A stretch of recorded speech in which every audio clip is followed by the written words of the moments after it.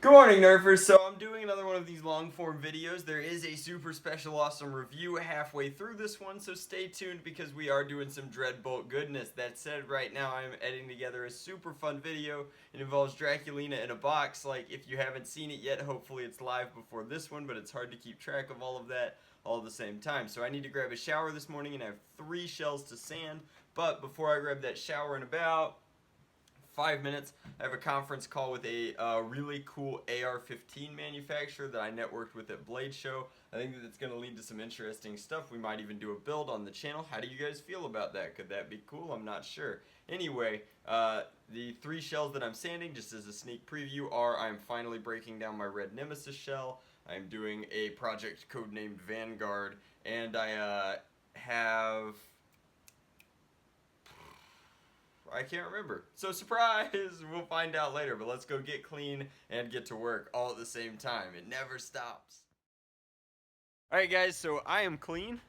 So are all these blasters. And EOC showed up and always makes these fun faces, so that means that we should be able to go out, grab food, hit the P.O. box. It's gonna be mail time, and then we've got even more stuff to do. So before we go out though, it makes sense to get the enamel already on these shells and have them start curing.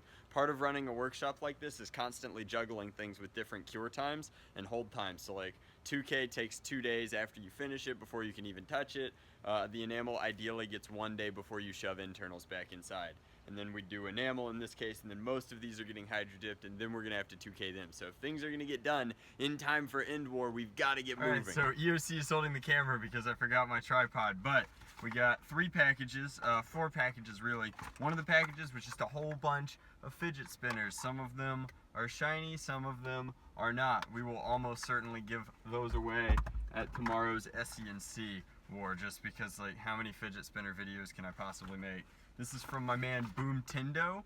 It's going to be exciting. Let's go ahead, check that out, see what Boom Tindo sent us. We will not have time to build with this quite yet, but I definitely want to take a look at it so that I don't feel like a total jerk because End War prep is taking up all my time and I just don't have time to work with it right now. So this is a 1, 2, 3, 4, 5, 6, 7, 8, 9, 10. Wow. And he printed in red. That was very kind of you, Boom Tindo, and we will be installing this. It is definitely a hammer shot cylinder, so we will do that pretty soon. And he greased it. Funky. Alright, so that is most excellent. And then we have something really, really cool from Foam Blast, but we can't open this yet because it is under embargo. And then we have something really exciting that will open up back at the workshop. Let's go. Guys, so this is my last Easter egg for today's projects. After this, it's just working on dinner and then heading to EOC's house because we have a war tomorrow. And so the only other thing to share is this has got its base coat all the way done. Yeah, I know, it's another strife, but they're easy. So at this point, I'm really just trying to tidy up some in the workshop, which means getting rid of some of the cans of paint. So this one is turbo dead, and then this is what I like to call a trap spray can because it traps you into thinking that you have enough for a full project and you don't. So I'll probably use it for a second coat on this because it's the best it's going to get out of its life. I may shelf it just because this is a very popular color. It's the medium Quasar blue that a lot of people in the SE&C like. I like the light more for hydrographics, but we're doing a special film with this one, so it makes sense to go dark on the base coat. Real quick, I just wanted to share my initial impressions on the Dreadbolt. The Dreadbolt is an insanely oversized zombie strike blaster. It's got some pretty interesting deco, but it's just really big and kind of gimmicky. You can see that I've got some of the arrows up here and then a couple more over here, but it fires in just a really funky way, and I will be doing a full review on it, but I wanted to get a sneak preview in here. My opinion on this one is that it's a pass maybe. If you're a die-hard Zombie Strike fan and you just gotta have it, then get it.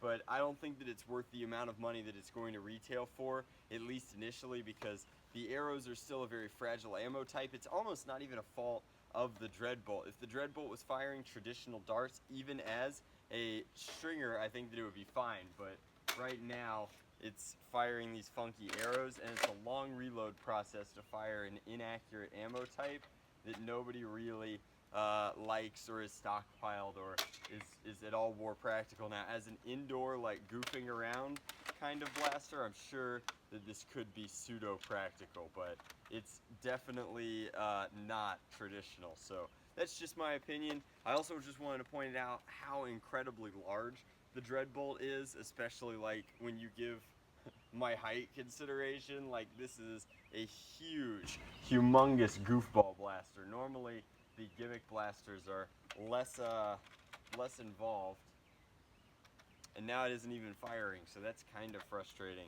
It's got locks for the arrows that determine whether or not they're knocked, and sometimes you don't trip those. Yep, so in our initial review, the Dreadbolt jammed. So I hope that you enjoyed that quick review of the Dreadbolt. I will be filming a complete overview and review of it later. That's just a snippet to kind of showcase my initial thoughts, and then we'll be doing the full overhaul and unboxing and review like I usually do in 2 days maybe.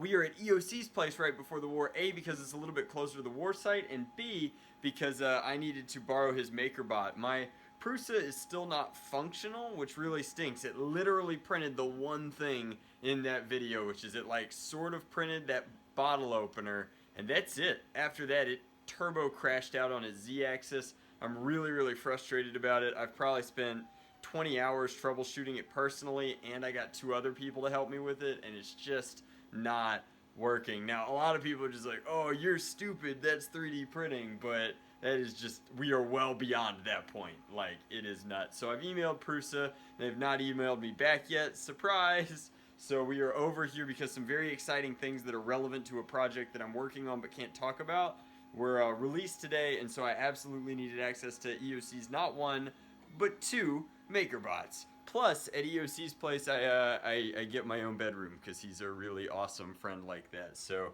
we're going to walk past the Awesome Sauce toy collection, and it is time to kill this video. Let's go.